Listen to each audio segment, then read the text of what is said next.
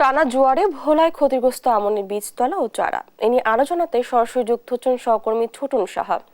ছোটন, কি পরিমাণ ক্ষয়ক্ষতি হয়েছে, চাষিদের সার্বিক অবস্থা কেমন দেখছেন, বিস্তারিত আমাদেরকে জানাবেন।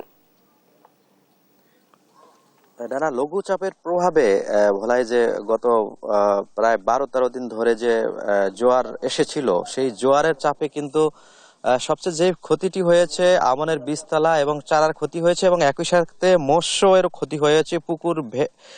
পুকুর এবং ঘেরগুলো কিন্তু ভেসে গেছে, এবং যারা চাষি রয়েছেন তারা অনেকটা ক্ষতিগ্রস্ত হয়েছেন, এবং তারা আমাদেরকে বলছিলেন যে তারা এনজিও থেকে ঋণ নিয়ে ধার দেনা করে তারা আসলে এই যে পুকুর এবং মাছের চাষ করেছিলেন ঘেরে, এবং একই সাথে যারা কৃষক রয়েছেন এই যে আমনের বীজতলা তৈরি করেছেন বেশ কয়েকবার, এবং বেশ কয়েকবারই তাদের জোয়ারের পানিতে ক্ষতিগ্রস্ত হয়েছে, এবং চারা রোপণ করেছেন যেখানে পানি কম উঠেছিল, তো সেখানেও কিন্তু যে একই অবস্থা সৃষ্টি হয়েছে এবং তারা ক্ষতিগ্রস্ত হয়েছে। চাষিদের সাথে কথা বলতে চাই। আপনার কেমন ক্ষয়ক্ষতি হয়েছে? এনজিও থেকে লোন নিয়ে আমরা চাষ আবাদ করেছি, আমাদের অনেক ক্ষতি হয়েছে। নিজের কিছু ছিল তাও ক্ষতি হয়ে গেছে। এখন যে আমরা কি উপায় কি করব নিজে বলতে পারি না। সরকার যদি আমাকে সহযোগিতা না করে তো আমার চলার মতন কিছু নাই।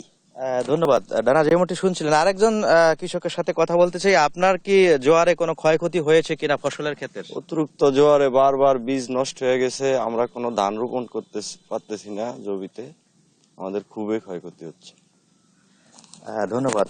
ডানা, যেমনটি শুনছিলেন যে আসলে যে অবস্থা, মানে কৃষকদের তারা এখন বলা যায় যে এনজিও থেকে ঋণ নিয়েছেন এবং নিজেরা ধার দেনা করে কিন্তু আমনের আবাদ করেছেন, কারণ ভোলায় প্রতি বছরই প্রায় 1.5 লাখ হেক্টর জমিতে আমনের আবাদ হয়ে থাকে। এবছরও কিন্তু 1,73,000 হেক্টর জমিতে আমনের যে লক্ষ্যমাত্রা নির্ধারণ করেছিল কৃষি বিভাগ, কিন্তু সেখানে এবছর এখন পর্যন্ত মাত্র 60,000 হেক্টর জমিতে আমনের আবাদ হয়েছে, এবং যে উপপরিচালক রয়েছেন কৃষি সম্প্রসারণ অধিদপ্তরে, তিনি আশঙ্কা করেছেন যে আসলে এবছর যে অবস্থা বিরাজ করছিল, যে সংকট তৈরি হয়েছিল, এতে তাদের যে লক্ষ্যমাত্রা সেটি অর্জিত হবে না। তারা আশা করছেন যে অন্ততপক্ষে 1,50,000 মেট্রিক টনের মতো তাদের আমনের আবাদ হতে পারে।